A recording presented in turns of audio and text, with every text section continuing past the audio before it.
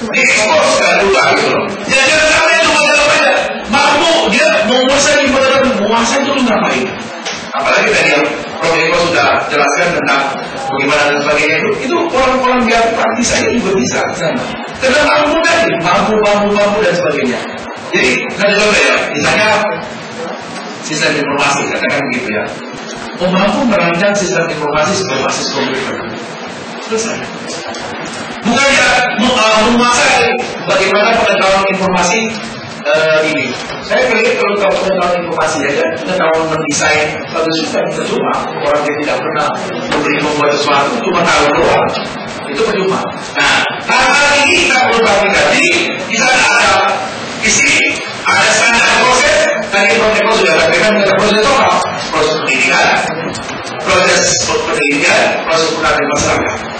Dan juga outputnya seperti apa? Outputnya kita tahu bahwa outputnya itu ada output proses belajar, output pendidikan dan output pengabdian bermasyarakat. Itu kan kita perlu dilakukan. Nah ini juga sama. Kemudian apa? Standar pendidik seperti apa ini?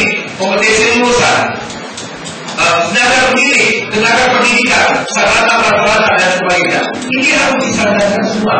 Standar pendidikan sama juga. Saya kira standar pendidikan Bapak Ibu sekalian sudah punya kan. Grade A itu mulai dari stage-nya berapa. Terus misalnya dalam komposisi nilainya, katakan bahwa UTS 30%, UAS 50%, tugas 20%, itu juga standar. Tetapi kita jangan berubah-ubah dalam arti kita pakai itu. Nah, cuma ini kadang-kadang ada hal-hal yang berbeda dalam pengelolaan. Kalau ada perguruan tinggi, saya nggak tahu ya, kita bisa diskusikan. Ada perguruan tinggi kan, nilai itu semuanya diberikan kepada dosen sepenuhnya. Jadi nanti akhir dari UAS dulu baru dosen kasih nilai. Dengan standarnya 20, 30, 50 itu ya, misalnya seperti tadi. Kira-kira Bapak Ibu sekalian, mohon maaf ya, kalau kita sebagai penyelenggara, percaya nggak ya yang pakai itu? Ulangnya dengan ya, saya tanya ulang. Katakan kita sepakat bahwa UTS 30%, tugas 20%, UAS 50%. Kita punya peraturan jelas seperti itu. Terus karena akademik secara normatif, secara norma akademik itu nilai sepenuhnya berada itu. Kira-kira dosen pakai standar itu enggak? Karena dia kan 37 aja berkasih kan. Anaknya dapat nomor 10 A misalnya, atau dapat 79 B, ataupun berapa juga. Kira-kira dia pakai nggak standar yang 20, 30, 50? Harus pakai, menurut ibu harus ya. Tapi kira-kira dia pakai nggak ya? Big question.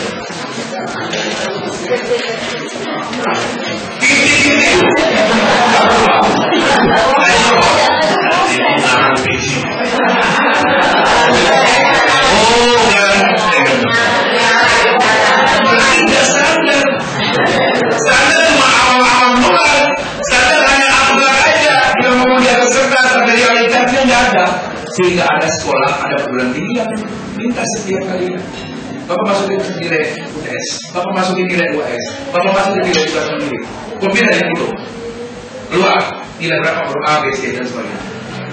Saya pernah ngomong gini, saya kira itu jalan terbaik. Saya pernah ngomong gini di Jakarta di Universitas Profesor Muhammadiyah Maka. Saya kemarin, Pak, dosen itu punya modal ini tuh Pak. Nah, salah saya bilang nggak sadar. Akhirnya apa? Saya perlu cerita loh. Perlu mahasiswinya yang cantik dan berpertikan. Cantik sekali. Itu kan maksudnya udah lah paham. Begitu. Nah itu adalah hal yang begini. Jadi boleh bilang ya, semakin sebenarnya orang bilang ini ya. Ini kan punya satu proses ya. Apakah proses itu ditagih yang paling terakhir, ataukah dipotong-potong? Saya ulang ya, kalau dipotong-potong kan, baru kita bisa intervensinya lebih jauh kan, intervensinya kan, apakah mutu itu kita akan terakhir baru kita dapat mutunya, ataukah diintervensi? Selalu harus disupervisi kan, nilai. Saya sangat tidak percaya. Sorry ya, kita semua kan sama-sama dosen ini, sama-sama akademisi. Tapi saya kok rasanya saya nggak percaya loh kalau dikasihkan kewenangan sepenuhnya kepada dosen untuk menentukan nilai dengan standar itu terus tadi keluar ujuk-ujuk kira-kira 85 gitu, terus dapat A atau 90 dapat A langsung gitu. Saya nggak percaya dia pakai standar itu. Kalau tempat saya selalu saya minta coba kalau begitu tes semua harus kumpulkan nilai tes. Jadi pada waktu itu udah doang. Nanti ada komponen, mintakan UAS. Proses nilainya dilakukan oleh komputer. Itu jauh lebih baik. Baik ibu sahabat sekalian, ada yang mau sharing atau mau bertanya? Iya ibu. Apa yang ditanya Bapak tadi?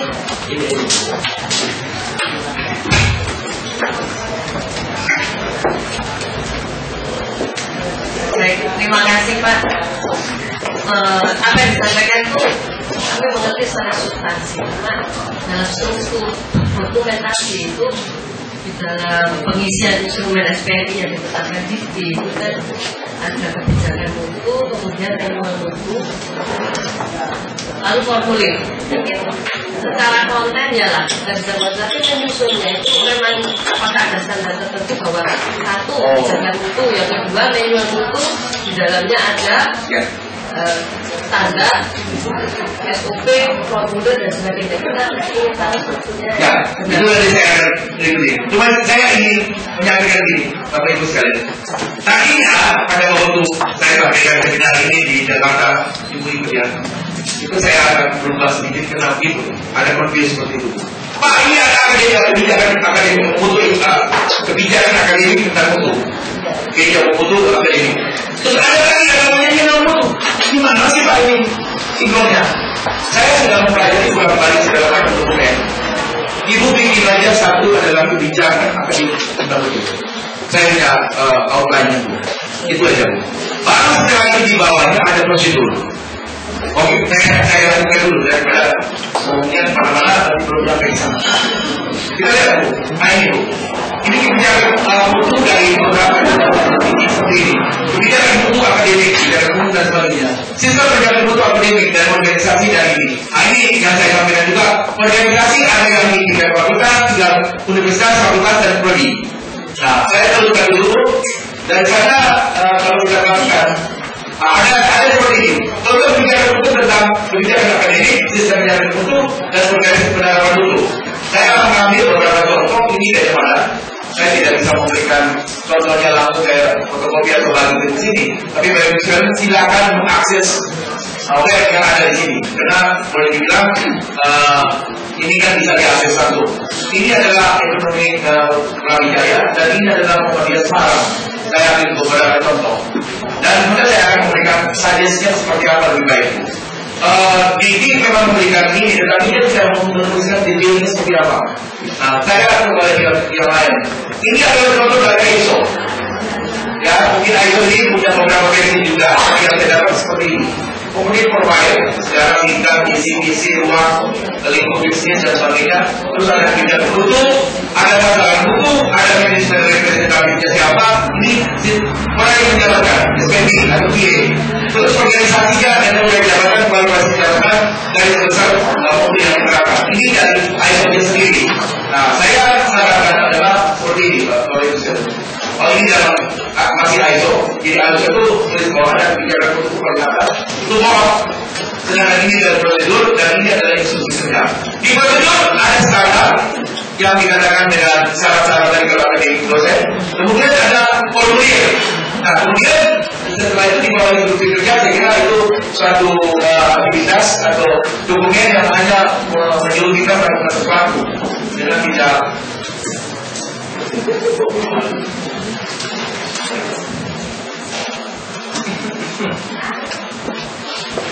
ini nggak tanda nomor.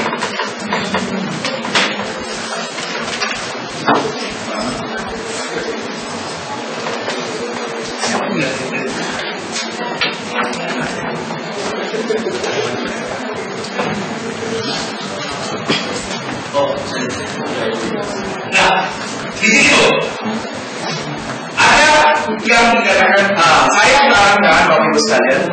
Kebetulan memang kami mulai dari ISO dan kami juga pernah ikut mengirimkan dokumen kami ke TV dan ternyata tempat kami juga menjadi 24 perguruan tinggi yang terbaik dalam best practice.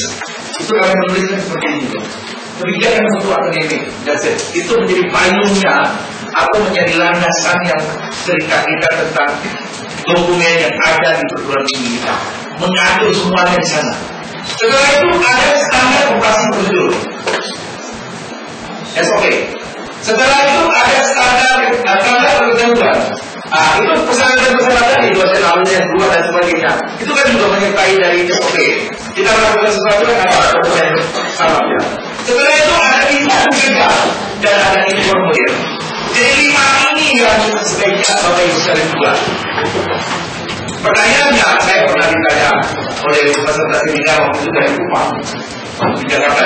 Pak, ini sudah diakui oleh DITIM belum? Saya bilang, Bapak Ibu sekalian, secara detail DITIM menuliskan itu dari besarnya aja.